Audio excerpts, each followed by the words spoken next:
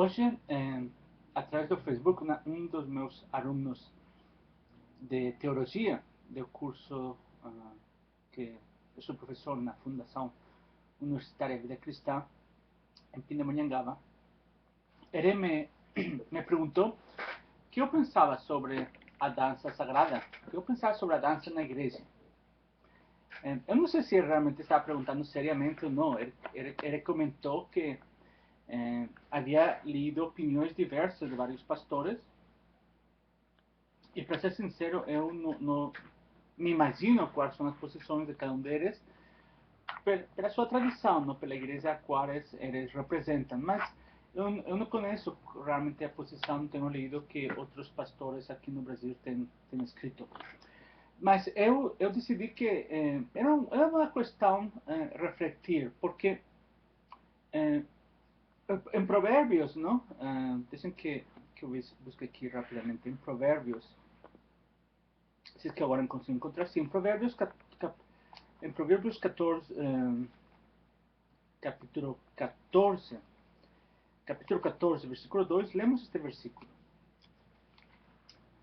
14, versículo 2, lemos o seguinte: Há certos caminhos que parecem perfeitos ao homem, mas que os seguem acabam encontrando a morte. Por que falo isso? Porque quando nós falamos sobre a dança sagrada na igreja, existem muitas paixões envolvidas. Por um lado, você tem aquelas pessoas que de todo jeito acreditam que a dança deve ser parte da igreja. E por outro, tem os retratores da dança sagrada, quais são absolutamente contrários à dança sagrada na igreja. De fato, eles muitas vezes acham que não é bíblico e que promove a sensualização na igreja, que é totalmente necessário. Isso causa debates muito fortes, muito intensos dentro da igreja, verdade? O qual não vai ajudar muito a poder resolver ou entender o que a Bíblia realmente fala. E, por um lado, temos que ver o que a Bíblia fala. Por outro lado, também é necessário que observemos realmente qual foi a prática da igreja primitiva ou da igreja através dos séculos. Evidentemente, o fato de que a Bíblia seja a nossa última autoridade tem muita maior importância, muito maior peso que a história. Mas a história pode confirmar a visão que nós temos das próprias escrituras e perceber quando há duas possíveis interpretações, como a igreja, através dos séculos, interpretaram. Ao final, o autor de Hebreus fala que Jesus Cristo é o mesmo ontem, hoje e para sempre. Não? E no contexto, ele está falando que Jesus realmente não muda, não? Que a posição de Jesus sempre é a mesma. E isso é fundamental, porque se temos duas posições, quais ambas parecem ter lógica e argumentos, não? Nas escrituras, vejamos o que a Bíblia fala, vejamos o que a história nos mostra. E isso nos ajudará a esclarecer um pouco mais. Um dos textos que é muito usado para aqueles que são a favor da dança sagrada é o rei Davi. Eu realmente não usaria esse texto para defender a dança sagrada. Eu acho que é verdade que o rei Davi dançou. Ninguém pode negar isso, mas eu acho que é um caso muito particular. Não? É uma pessoa, é um rei, num momento histórico muito definido pelo próprio contexto bíblico, o qual não é uma abertura bíblica para aplicá-lo em todas as situações. Agora, vejamos um pouco o que faz as escrituras. Não?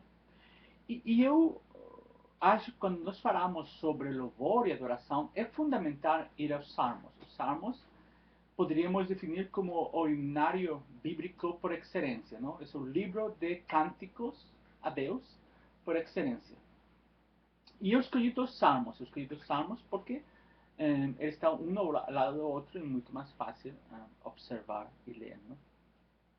O primeiro salmo que eu gostaria de ler diz assim: Cantem ao Senhor um cântico novo. Por certo, desculpem, eu esqueci de falar que isso é o Salmo 149. E diz assim: cante ao Senhor um cântico novo. Louvem o Senhor todas as vozes nas assembleias dos seus servos fiéis. Povo de Israel, cante de alegria por causa do seu Criador, povo de Sião. Cante de alegria por causa do seu Rei. Louvem o Senhor com a dança, louvem o Senhor com o som das harpas e dos tamborins. Porque o Senhor tem prazer no seu povo, Ele coroa de vitória os humildes. Cantem de alegria os escolhidos do Senhor. Cantem de alegria em seus leitos. Que eles louvem a Deus com voz bem alta e que haja em todas as mãos espada de dois gumes,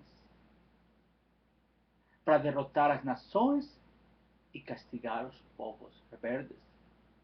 Os reis e líderes dessas nações serão presos com pesadas correntes de ferro e receberão o castigo já determinado por Deus. Assim o Senhor dará vitória aos seus servos fiéis. Aleluia. Este salmo é um salmo de vitória, um salmo de cântico, de adoração a Deus. E ele fala no versículo 3, louvem o Senhor com a dança. Agora bem, isto é um salmo. Mas se lemos o salmo seguinte, 150, veremos que novamente aparece a questão de dançar. E diz assim: louvem a Deus nos seus templos, louvem o Senhor os céus, que Ele criou com seu poder. Louvem o Senhor pelos seus feitos poderosos, louvem o Senhor pela sua imensa grandeza. Louvem o Senhor ao som de trombetas, louvem o Senhor com harpas e liras. Louvem o Senhor com tamborins e danças. Louvem o Senhor com instrumentos de corda e com flautas. Louvem o Senhor com címbalos sonoros. Louvem o Senhor com címbalos ressonantes. Todos os seres vivos louvem ao Senhor. Aleluia. No Antigo Testamento realmente vemos que dança forma parte da celebração, do louvor a Deus. Isso não significa que todas as igrejas precisem ter dança sagrada. Mas também significa que a Bíblia não proíbe a dança sagrada, não proíbe a expressão de dançar ao Senhor como um ato de adoração e glorificação ao Deus Todo-Poderoso. De fato, eu como americano observo que a dança sagrada contemporânea, como se entendida nos dias de hoje, historicamente tem uma relação muito forte com o avivamento que aconteceu nos anos 50 na igreja do presbítero Dennis Bannett, que é um presbítero americano, e a partir daí tuvo um grande avivamento. A partir desse movimento de avivamento que nasce na igreja episcopal dos Estados Unidos, mas que era se espalha em todas as igrejas tradicionais, por isso hoje em dia temos igrejas avivadas como presbiteriana, metodista, luterana, que tem movimentos de avivamento e de renovação carismática. Nessas igrejas que são litúrgicas, inclusive tem uma litúrgica rica, elaborada, a dança sagrada faz muito sentido, porque é um aspecto mais artístico, uma expressão mais corporal do que nós fazemos. Nas liturgias, nas igrejas que são bem litúrgicas, os membros tem momento que ficam de pé, tem momento que ficam ajoelhados, tem momento que vão para frente, tem momento que saludam uns aos outros. Tem toda uma série de elementos corporais que formam parte da liturgia para mostrar o que estamos fazendo. O fato de levantar as mãos em meio da adoração que nós fazemos através da música mostra que nós estamos exaltando o nome de Deus no meio do culto. Quando nós recebemos oração ou somos ungidos com azeite, nós levantamos as mãos abertas perto do próximo do corpo, como um ato de que mostra que nós queremos receber a cura, queremos receber a bênção de Deus. Então, forma parte disso. Por isso, muitas vezes, o próprio ministro, quando ele está ungindo um membro, ele faz uma pequena sinal da cruz na testa, porque significa que a cruz de Cristo que nos liberta, que nos renova nossa mente, não? Nesse momento, através da bênção que é simbólica, o azeite é um símbolo. A bênção não é simbólica. Ungir com azeite é um ato simbólico. Nesse momento, é muito importante os símbolos e os atos corporais. Então, a dança, nesse contexto, forma parte. O desafio nas igrejas, hoje em dia, são as igrejas mais contemporâneas. Existem igrejas muito contemporâneas que realmente o culto se resume simplesmente a meia hora de louvor, que é um louvor bem agitado, bem animado, mas é um louvor que está muito centrado em como me faz sentir a mim. Depois temos uma pregação, depois temos ofertas ou temos ministração de cura e libertação. Nessas igrejas, o culto está muito centrado nas pessoas. Nessas igrejas que se pode existir um problema de sensualização. Porque há pouco ensino sobre ser humilde, sobre a forma de vestir, sobre a forma de comportar-se. O discipulado não acontece com uma mudança da vida toda. Sobre como temos que agir, como temos que tratar uns aos outros, sobre a importância de como actuar, como antigamente acontecia. Ser cristão é uma verdadeira mudança de forma de agir e pensar. Então vemos que existem algumas igrejas que possa existir a possibilidade de uma certa sensualização da dança e que muitas pessoas, quando vão à igreja, estejam mais preocupadas da sensualização da dança, que realmente essa dança seja um ato de adoração e de santificação diante de Deus. Mas, irmãos, realmente esse problema não somente acontece na dança. No momento que temos um pastor que entra no púlpito e a pregação se centra mais em histórias sobre ele, ou quando o próprio roupa, não? O paletó ou a camisa social que ele usa, pode ser possivelmente mais cara que o que ganha um dos membros da sua igreja no mês. Essas coisas mostram que há também uma carnalização da própria igreja. Isso pode acontecer na pregação, pode acontecer no grupo responsável de organizar a igreja, pode acontecer no grupo de música. A tentação de perder o foco no culto, isso pode acontecer em todas as áreas da vida da igreja. Por isso é importante que o pastor sempre esteja ensinando e discipulando os membros para que não perdamos o foco fundamental que é Jesus Cristo, nosso Senhor e nosso Salvador. Bem, nós vimos rapidamente um pouco sobre o texto que falava, não? O Antigo Testamento. Realmente podemos ver mais textos, existem mais textos no Antigo Testamento onde mostramos como um ato de gozo e de alegria a dança sagrada. O povo judaico, como todos os povos mediterrâneos, são povos que a dança forma parte fundamental da cultura. E isso é um ponto importante, porque na cultura como a brasileira, uma cultura muito sensual, não? E que a dança, alguns ritos que envolvem dança, são ritos africanos, as pessoas podem confundir as coisas, não? Ah, mas esta igreja, esta religião faz dança, esta outra religião faz dança. São danças sensuais, são danças que associadas à possessão de espíritos que os cristãos consideramos que são espíritos diabólicos, não? Mas associar a nossa forma de atuar com outras religiões talvez não seja a melhor forma. Nós precisamos realmente considerar o que a palavra de Deus nos ensina, o que a palavra de Deus nos está mostrando. Nós vimos rapidamente alguns textos, não, no Antigo Testamento, dos Salmos, porque eu não quero concentrar muito fazendo realmente uma exegese com todos os textos que falam sobre dança no Antigo Testamento e no Novo Testamento. No Novo Testamento tem poucos textos, mas vamos a observar um texto que eu acho realmente bem interessante. Primeiro, vemos quando Deus cura, não? Deus restaura a saúde de pessoas que eram enfermas ou de pessoas que estavam possuídas. Existe uma exaltação, existe um ato de celebração diante de Deus, onde as pessoas realmente se alegram e saltam, e dançam, e gritam. Então, vemos isso nos evangelhos. Existe uma história que eu acho que é de uma grande beleza, que é de uma grande importância para nós refletir. É a história do filho pródigo. Essa história é uma história que nos mostra o amor de Deus por aqueles filhos que estão apartados dos caminhos do Senhor, ou que não caminham com Deus, não? Quando ele volta com humildade e arrependimento, Deus abraça ele, não?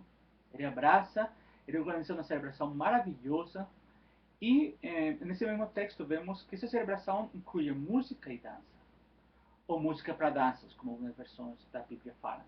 E isso é muito interessante, como uma história onde mostra o amor de Deus de uma forma tão profunda para seus filhos, não?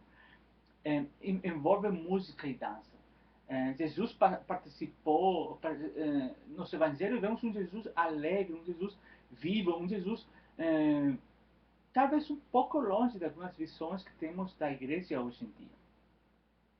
De fato, essa influência da alegria que tinha o povo de Israel, ele entra de uma forma profunda e forte na igreja primitiva.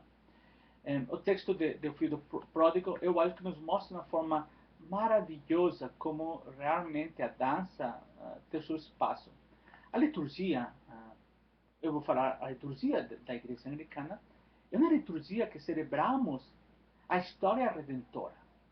Nela temos tanto o processo de salvação, não? De confissão de aproximação a Deus, confissão de pecados, receber o perdão, ser edificado na palavra, orar uns para os outros, renovar o pacto através renovar o pacto e ser alimentados espiritualmente através da Santa Comunhão ou da ceia ao Senhor, receber a bênção, glorificar a Deus pela salvação. E ao mesmo tempo também temos na própria se é o Senhor, a própria história redentora. Desde a criação até os dias de hoje. Nós somos salvos, nós temos sido salvos, temos sido edificados. Isso é uma grande exaltação de libertação. Nós temos que celebrar a história redentora. E se nós vamos a celebrar a história redentora, existe lugar para dançar, para gritar, para ter alegria. Tudo tem que ser feito com ordem, sem nenhuma dúvida, e tudo tem que ser feito para a glória e honra de nosso Senhor Jesus Cristo. Mas não se pode dizer que não há espaço para a dança sagrada. Tanto os textos que eu li nos Salmos, como o texto que decidi ler no Novo Testamento, existem outros textos que podemos conversar. Vocês me podem escrever, por favor, me escrevam e eu intentarei compartilhar com vocês alguns textos no Antigo e Novo Testamento que falam sobre dança. Se você tem uma concordância em casa, uma boa concordância em casa, por favor, olhem essa concordância. Se tem dicionários bíblicos, alguns dicionários bíblicos têm artigos breves que falam sobre a dança na Bíblia. Portanto, isso vai ajudar-nos a entender de uma forma mais ampla a questão da dança. Eu, para terminar, e está sendo um pouco hoje, este vídeo um pouco mais longo do habitual. E por isso eu peço desculpas, porque intento que não seja muito longo os vídeos que eu escrevo. Desculpe, que eu escrevo não, os vídeos que eu gravo.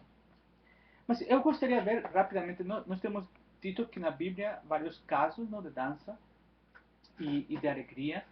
Faz sentido na liturgia, não? A liturgia anglicana, a liturgia das igrejas tradicionais, a dança como um ato mais de beleza, de arte, de proclamação.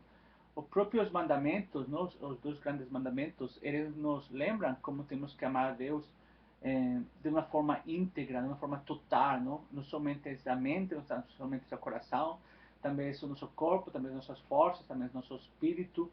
Temos que amar a Deus de toda forma, de todas as formas, de todos os jeitos.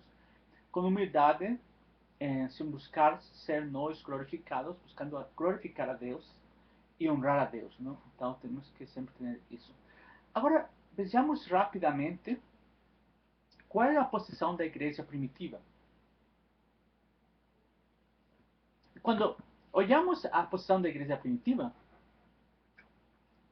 uma das primeiras coisas que nós vemos é que, devido à influência do povo de Israel na igreja primitiva, porque os primeiros cristãos eram judaicos, observamos que havia muita dança na igreja.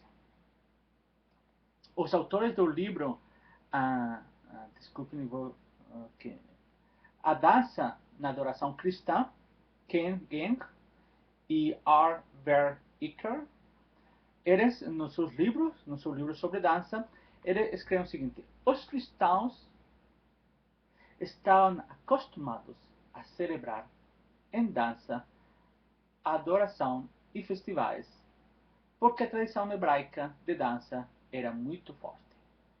Então vemos que realmente pesquisadores sobre essa questão mostram como realmente a igreja primitiva, dos primeiros 4 séculos, dos primeiros 5 séculos, eles estavam muito acostumados a dançar. É interessante que veremos uma mudança a partir do século V, quando a cultura romana começa a influenciar mais e mais a igreja primitiva. Mas vamos a ver primeiro os primeiros 4 séculos. É interessante que Justino Mártir e Apólito, que são os dois do segundo século, cristãos líderes da igreja primitiva do segundo século, escrevem o seguinte, desculpe porque agora, assim aqui, nas duas liturgias cristãs mais antigas, leemos detalhes de danças que são usadas na ordem de culto. Tanto Justino Mártir, no ano 150, como Hipólitos, no ano 200, descreve círculos alegres de dança na igreja primitiva. A dança era percebida como um ato de alegria celestial e parte da adoração à divindade. Portanto, vemos que realmente a igreja primitiva fazia isso.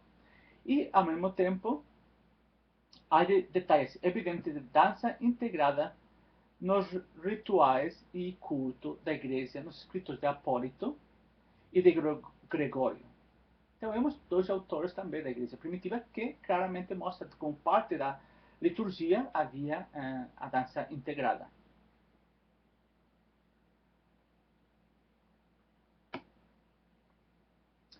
E isso é interessante porque, nesse momento histórico que estamos falando, no século III, no teatro, começam a parar de dançar. Ou seja, enquanto publicamente começa a ser dançar-nos algo positivo, a igreja dança como um ato de alegria, como um ato de adoração celestial. Então, isso é bem interessante quando nos comparamos esses aspectos. No século IV, já começa a haver aspectos de preocupação, não? Então, vemos como há vários autores que vão escrever para nós, advertindo sobre a preocupação que eles têm. Por exemplo, Ambrósio, bispo de Milão, é um deles, que ele fala que o Senhor nos chama a dançar, não somente como momentos circulares, não como movimentos corporais, mas como uma fé piedosa nele. Gregório de Nicea, também no século IV, descreve Jesus como nosso coreógrafo e líder de dança na terra e na igreja. Então vemos como o século IV já começa a ver um ênfase no aspecto espiritual para evitar que certa carnalidade entre na igreja. Contudo, nós já vemos no século V, com Agostinho e também com César de Arles, dos líderes, uma mudança de atitude. Eles já começam a ser críticos sobre qualquer aspecto que possa, a seu ponto de vista, ter certa sensualidade. Então, eles já mostram uma posição bem crítica. Agora, é interessante que Epifânios, no ano 315, 315 a 403, que ele morreu, ele começa sobre, em um dos seus sermões, fala sobre dançar em corais, dançar em círculos, dançar com uma mostra de alegria, porque Deus está presente, os anjos nos estão vendo, não? Então vemos que realmente a igreja primitiva era muito aberta à dança. Na Idade Média, nós vamos ver o seguinte, que continua a dança associada muito ao fato de o aspecto celestial, da nova vida, da vida eterna. Por isso, Ainda quando desaparece de muitas partes a dança, continua a dança associada nos cultos de enterramento e nos funerais. Ainda as pessoas se alegram com as pessoas que saem desta vida para ir a outra vida. Parte desse culto de enterramento ou funeral, havia uma dança associada como um ato de celebração, porque a pessoa que havia morto já não estava mais conosco, mas agora estava no céu celebrando com Jesus e com Deus a vida eterna. É interessante que na reforma, muitos reformados, pensadores reformados, consideravam que era erotismo a dança, que era muito sensual. Então, eles mostram uma atitude muito crítica. Eles estavam muito preocupados com a sensualidade, erotismo da época, portanto, eles intentam evitar qualquer extremo nesse sentido. E possivelmente as igrejas evangélicas, pela influência que nós temos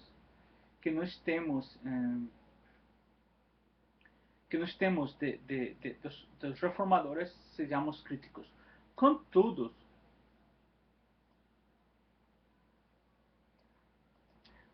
eu acho que há dois casos enigmáticos. Martim Lutero escreveu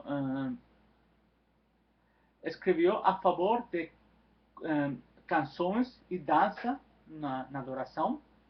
E William Tyndale, ele, no prólogo que escreveu no Novo Testamento, também fala sobre cânticos alegres e sobre a dança na adoração, não? Cânticos e danças alegres como parte das boas novas da cristandade. Então, vemos que nem todos os reformadores eram contrários, ainda que a maioria realmente foram contrários. A dança foi recuperada a partir do mover do Espírito Santo com uma mostra de alegria. Muitas igrejas que até aquele momento não permitiam muitas mostras de alegria no culto ou na liturgia, com a renovação carismática, com os avivamentos, eles voltam a introduzir outros aspectos de adoração e glorificação. Eu acho que é importante que sejamos muito maduros em toda esta questão. Eu acho que é uma questão que não se deve impor e o pastor deve ser muito sábio de proibir. Em qualquer caso, se você é membro de uma igreja e sua igreja não permite a dança, não seja uma pessoa rebelde. Dançar ao Senhor não é a prioridade. Você pode adorar a Deus de muitas formas.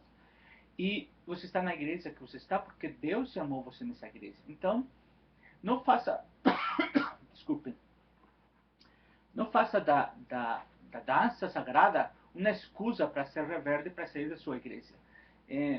Se você acredita que Deus chama você, mas o seu líder não permite, ore ao Senhor, porque, olha, o que é verdade é que você está na igreja que você está porque Deus levou você aí. Ninguém obrigou você a estar nessa igreja. Então, Deus realmente, na sua providência, levou você a esta igreja que você está. Se por outro lado você está na igreja que te dança e você realmente não gosta da dança, que isso não seja um impedimento para você adorar em espírito e em verdade ao Senhor. Ou como adoram outros membros da congregação, não impede que você seja. Ponga seu coração diante de Deus. Pergunte a Deus por que você reage dessa forma. Busque entender realmente se aqueles irmãos e irmãs que estão fazendo o grupo de dança sagrada, eles estão fazendo por carnalidade ou realmente estão adorando ao Senhor. Não sejamos rápidos em julgar os motivos dos outros. É importante que a dança sagrada não seja um motivo de divisão, não seja um motivo de rebeldia, não seja um motivo de confronto na igreja. Se o ministro local, se o pastor da igreja local, o presbítero da igreja local, ele age oportuno e a congregação realmente apoia, eu acho que pode ser uma coisa muito bonita, uma coisa linda, uma coisa que adora o Senhor através do nosso corpo, de uma forma ordenada e de uma forma honrosa para o Senhor. Por outro lado, se o pastor, por motivos que ele acha oportuno, seja contra, eu espero que as congregações entendam. Ao mesmo tempo, se a congregação realmente quer muito adorar a Deus através de um grupo de dança sagrada, talvez o pastor precise tentar entender melhor por que os membros da sua congregação querem. Eu acho que é muito importante o entendimento mútuo. O fato que haja dança sagrada na igreja não significa que seja mais espiritual ou menos espiritual, simplesmente significa que o corpo de Cristo adora a Deus de formas diferentes. Agora, eu entendo que a Bíblia não proíbe a dança sagrada e o testemunho da igreja primitiva apoia o uso da dança sagrada na liturgia, se assim é decidido pela congregação, com o apoio espiritual do presbítero e a bênção do bispo. Que Deus abençoe você. Espero que este vídeo ajude um pouco e desculpem porque tem sido um pouco mais longo do esperado. Que Deus sempre esteja com vocês.